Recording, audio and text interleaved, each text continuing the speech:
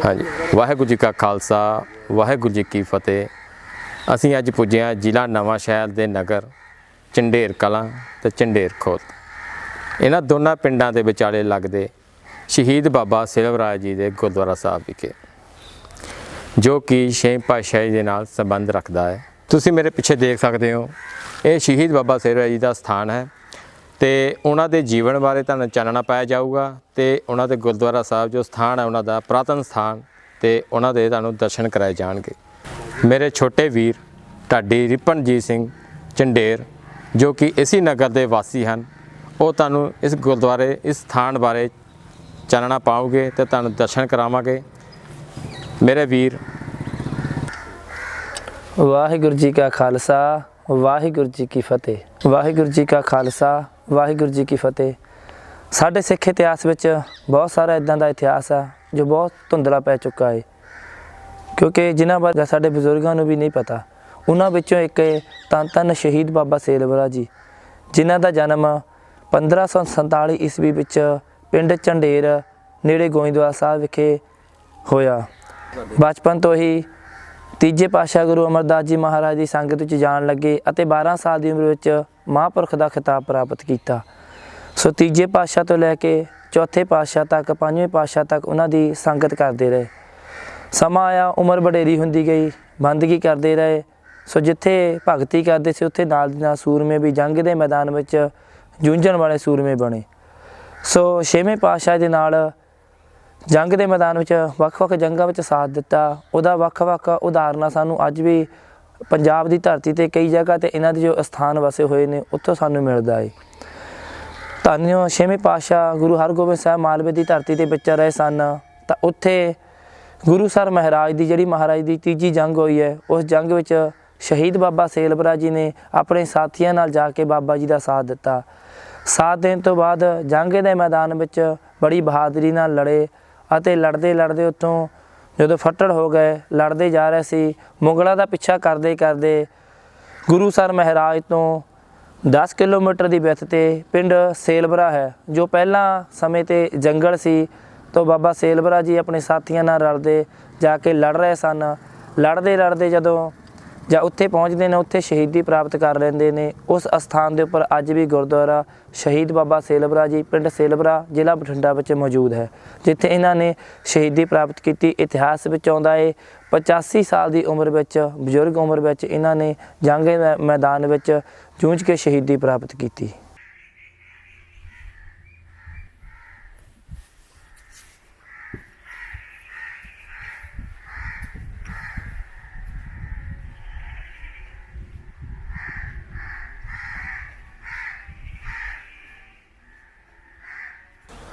आओ जी, हुण तुहानूं आपां इस स्थान के उपर ही मौजूद पवित्र जड़ साहब के दर्शन करवाने हाँ।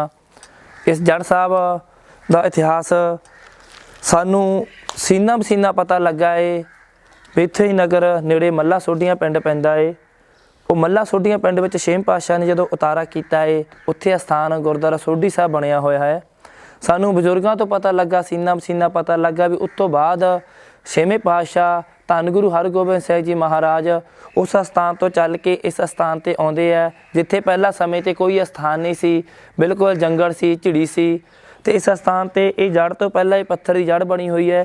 इस तो थले साढ़े ही 20-25 साल पहला लगभग थले जड़ सी। लगभग आप जी देख सकते हो स्थान तो बाहर बहुत नीवा है, तो जड़ थले सी जो पलाह की जड़ सी। पहला पलाह की जड़ होने के बावजूद पक्की जड़ सी दरख्त की, उहदे थल्ले दी बच्चों नूं नगाया जांदा सी। बच्चों नूं नगाउण तो बाद सरोवर विच इशनान करा के उन्हां दे वस्त्र इत्थे उतार के रख दिते जांदे सी। तां जिहड़े बच्चे सुੱਕ जांदे ने जां शरीर तौर ते बड़े माड़े हुंदे ने, वो सुੱਕੇ बच्चे इत्थे हरे हुंदे सी। वो अज भी शहीदां दी किरपा नाल हो रहा है। जो छेवें पातशाह नाल संबंध इस जड़ दा रखदा है, ये सानूं सीना बसीना इतिहास मिलिया बजुर्गां कोलों। इहदे बारे हजे साडे वल्लों खोज हो रही है भी सानूं किते लिखती रूप च इतिहास मिल जावे। ये सी धन धन शहीद बाबा सेलवरा जी का संखेप रूप इतिहास। सो इस स्थान का इतिहास ये है भी धन धन शहीद बाबा सेलवरा जी का जो जन्म स्थान नगर है झंडेर महापुरखा नेड़े गोइंदवाल साहब। उत्थों किसी समय पुराने समय में बजुर्ग 5 बजुर्ग उठ के आते हैं, 5 भाई उठ के आते हैं, ਜਿਨ੍ਹਾਂ ਵੱਲੋਂ ਤਿੰਨਾਂ ਵੱਲੋਂ ਝੰਡੇਰ ਕਲਾਂ ਅਤੇ ਦੋ ਵੱਲੋਂ ਝੰਡੇਰ ਖੁਰਦ ਨਗਰ ਵਸਾਇਆ ਜਾਂਦਾ ਹੈ। ਸੋ ਬਾਬਾ ਸੇਲਵਰਾ ਜੀ ਦੇ ਨਾਲ ਪੁਰਾਣੇ ਸਮੇਂ ਵਿੱਚ ਸੰਬੰਧ ਹੋਣ ਕਰਕੇ ਦੁਰੇਡੇ ਦਾ ਸਫ਼ਰ ਹੋਣ ਕਰਕੇ ਕੋਈ ਸਾਧਨ ਨਹੀਂ ਸੀ, ਜਾਣ ਆਉਣ ਨੂੰ ਬੜੀ ਮੁਸ਼ਕਿਲ ਹੁੰਦੀ ਸੀ, ਤਾਂ ਉਹਨਾਂ ਵੱਲੋਂ ਧੰਨ ਧੰਨ ਸ਼ਹੀਦ ਬਾਬਾ ਸੇਲਵਰਾ ਜੀ ਦੇ ਜਨਮ ਸਥਾਨ 'ਤੇ ਜਾ ਕੇ ਉੱਥੇ ਅਰਦਾਸ ਬੇਨਤੀ ਕਰਕੇ 5 ਇੱਟਾਂ ਜੋ ਨਿਸ਼ਾਨੀ ਦੇ ਰੂਪ ਵਿੱਚ ਲਿਆ ਕੇ ਇਸ ਸਥਾਨ 'ਤੇ ਲਿਆ ਕੇ ਰੱਖੀਆਂ ਗਈਆਂ ਤੇ ਇਸ ਸਥਾਨ ਦੇ ਉੱਪਰ ਸੁੰਦਰ ਗੁਰਦੁਆਰਾ ਸਾਹਿਬ ਸ਼ੋਭਿਤ ਕੀਤਾ ਗਿਆ। ਸੋ ਪੁਰਾਣੇ ਸਮੇਂ ਵਿੱਚ ਇਹ ਬਜ਼ੁਰਗ ਧੰਨ ਧੰਨ ਸ਼ਹੀਦ ਬਾਬਾ ਸੇਲਵਰਾ ਜੀ ਦੇ ਨਾਲ ਇਹ ਸਾਰਾ ਨਗਰ ਅਤੇ ਇਲਾਕਾ ਜੁੜਿਆ ਹੋਇਆ ਹੈ। ਆਓ ਸੰਗਤ ਜੀ ਹੁਣ ਆਪ ਜੀ ਨੂੰ ਇਸੇ ਸਥਾਨ 'ਤੇ ਸੁਸ਼ੋਭਿਤ ਸਰੋਵਰ ਸਾਹਿਬ ਦੇ ਦਰਸ਼ਨ ਕਰਾਉਂਦੇ ਹਾਂ। ਕੁਛ ਹੀ ਸਮਾਂ ਪਹਿਲਾਂ ਇਹ ਸਰੋਵਰ ਉਚਾਈ 'ਤੇ ਬਣਾਇਆ ਗਿਆ। ਪਹਿਲਾਂ ਸਰੋਵਰ ਥੱਲੇ ਨੀਵੀਂ ਜਗ੍ਹਾ 'ਤੇ ਸੀ, ਪਾਣੀ ਭਰਨ ਕਰਕੇ ਸਾਰਾ ਸਰੋਵਰ ਦਾ ਅਤੇ ਧਰਤੀ ਦਾ ਜਿਹੜਾ ਲੈਵਲ ਸੀ ਇੱਕੋ ਜਿਹਾ ਹੋ ਜਾਂਦਾ ਸੀ, ਪਰ ਹੁਣ ਸਮੇਂ 'ਤੇ ਆ ਕੇ ਬਜ਼ੁਰਗਾਂ ਵੱਲੋਂ ਇਹ ਸਰੋਵਰ ਉਚਾਈ 'ਤੇ ਬਣਾ ਦਿੱਤਾ ਗਿਆ। ਸੋ ਆਓ ਤੁਹਾਨੂੰ ਸਰੋਵਰ ਸਾਹਿਬ ਦੇ ਦਰਸ਼ਨ ਕਰਾਈਏ ਜੀ। ਇਹ ਹੈ ਪਾਵਨ ਪਵਿੱਤਰ ਸਰੋਵਰ ਸਾਹਿਬ, ਜਿਸ ਵਿੱਚ ਅੱਜ ਵੀ ਜੋ ਜੜ੍ਹ ਦੇ ਥੱਲੇ 'ਚ ਲਗਾਉਣ ਨਾਲ ਤੇ ਸਰੋਵਰ ਵਿੱਚ ਇਸ਼ਨਾਨ ਕਰਾਉਣ ਨਾਲ ਅੱਜ ਵੀ ਸੁੱਕੇ ਬੱਚੇ ਇੱਥੇ ਹਰੇ ਹੁੰਦੇ ਨੇ ਤੇ ਸਦੀਆਂ ਪੁਰਾਣਿਆਂ 'ਚ ਇਹ ਜਿਹੜਾ ਸ਼ਹੀਦਾਂ ਸਿੰਘਾਂ ਦੀ ਕਿਰਪਾ ਨਾਲ ਸੁੱਕੇ ਬੱਚੇ ਹਰੇ ਹੁੰਦੇ ਨੇ।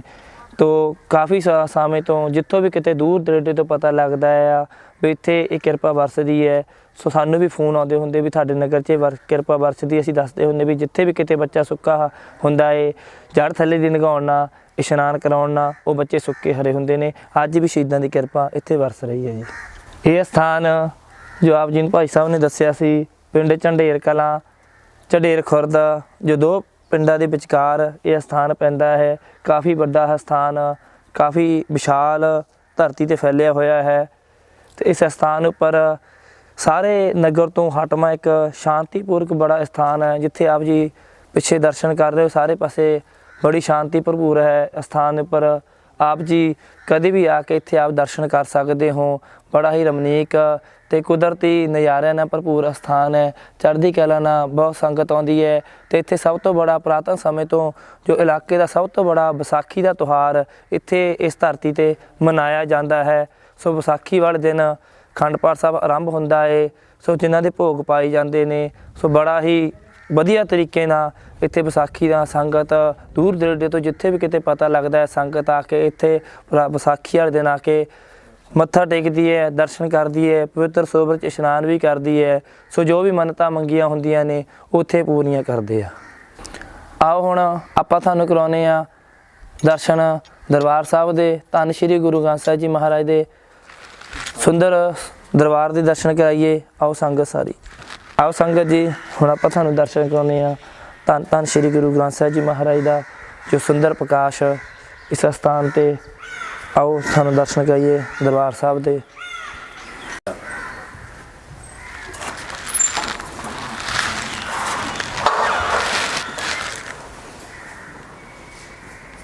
ਅਸੀਂ ਮੱਥਾ ਟੇਕਦੇ ਦਿਖਾਉਂਦੇ ਹਾਂ।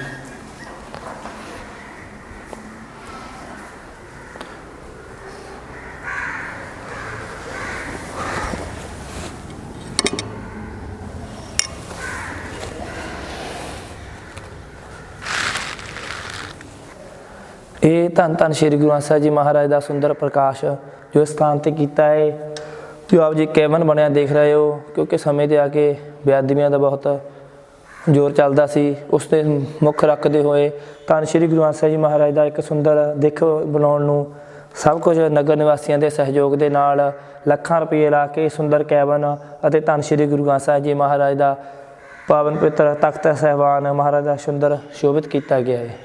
ਸੋ ਇੱਧਰ ਨਾਲ ਹੀ ਸੱਚਖੰਡ ਸਾਹਿਬ ਬੜੇ ਸੁੰਦਰ ਤਰੀਕੇ ਨਾਲ ਇੱਕ ਮਹਾਰਾਜ ਦਾ ਵਧੀਆ ਤਰੀਕੇ ਨਾਲ ਸ਼ੋਭਿਤ ਕੀਤਾ ਗਿਆ ਹੈ।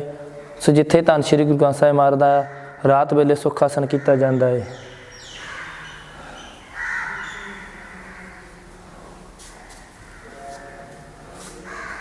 ਸੋ ਇਹ ਸੀ ਧੰਨ ਧੰਨ ਸ਼ਹੀਦ ਬਾਬਾ ਸੇਲਵਰਾ ਜੀ ਦੇ ਜੋ ਪਵਿੱਤਰ ਸਥਾਨ ਗੁਰਦੁਆਰਾ ਪਿੰਡ ਝੰਡੇਰ ਕਲਾਂ ਵਿੱਚ ਸ਼ੋਭਿਤ। ਸੋ ਇਹ ਸਾਡੇ ਵੱਲੋਂ ਕੁਝ ਥੋੜ੍ਹੀ ਜਿਹੀ ਕੋਸ਼ਿਸ਼ ਸੀ ਸੋ ਆਪ ਜੀ ਨੂੰ ਸੰਖੇਪ ਰੂਪ ਵਿੱਚ ਧੰਨ ਧੰਨ ਸ਼ਹੀਦ ਬਾਬਾ ਸੇਲਵਰਾ ਜੀ ਦਾ ਜੋ ਇਤਿਹਾਸ ਦੱਸਿਆ ਗਿਆ।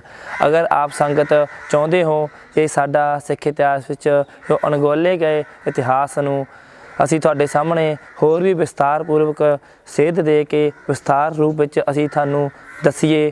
ਉਹਦੇ ਬਾਰੇ ਆਪ ਜੀ ਤੁਸੀਂ ਸਾਡੇ ਇਨਬਾਕਸ ਵਿੱਚ ਜ਼ਰੂਰ ਕਮੈਂਟ ਕਰਕੇ ਦੱਸਣਾ ਤੇ ਆਪ ਜੀ ਨੂੰ ਅਸੀਂ ਸਾਰਾ ਇਤਿਹਾਸ ਧੰਨ ਧੰਨ ਸ਼ਹੀਦ ਬਾਬਾ ਸੇਲਵਰਾ ਜੀ ਦਾ ਜੰਗੀ ਕੌਤਕ, ਇਹਨੇ ਕਿੱਥੇ ਕਿੱਥੇ ਕਿਹੜੇ ਕਿਹੜੇ ਕੌਤਕ ਕੀਤੇ, ਜੰਗ ਦੇ ਮੈਦਾਨ ਵਿੱਚ ਕਿਵੇਂ ਵੈਰੀਆਂ ਨਾਲ ਆਹੂ ਲਾਹੇ, ਬੜਾ ਲੰਬੇਰਾ ਇਹਨਾਂ ਦਾ ਇਤਿਹਾਸ, ਪੰਜਾਬ ਦੀ ਵੱਖ-ਵੱਖ ਧਰਤੀ ਦੇ ਉੱਤੇ ਵੱਖ-ਵੱਖ ਇਤਿਹਾਸਕ ਸਥਾਨ ਨੇ ਜਿਨ੍ਹਾਂ ਨਾਲ ਸੰਬੰਧ ਰੱਖਦੇ ਨੇ। ਸਾਡੇ ਸਿੱਖ ਇਤਿਹਾਸ ਵਿੱਚ ਇਹਨਾਂ ਦੀ ਬੜੀ ਵੱਡੀ ਦੇਣ ਹੈ।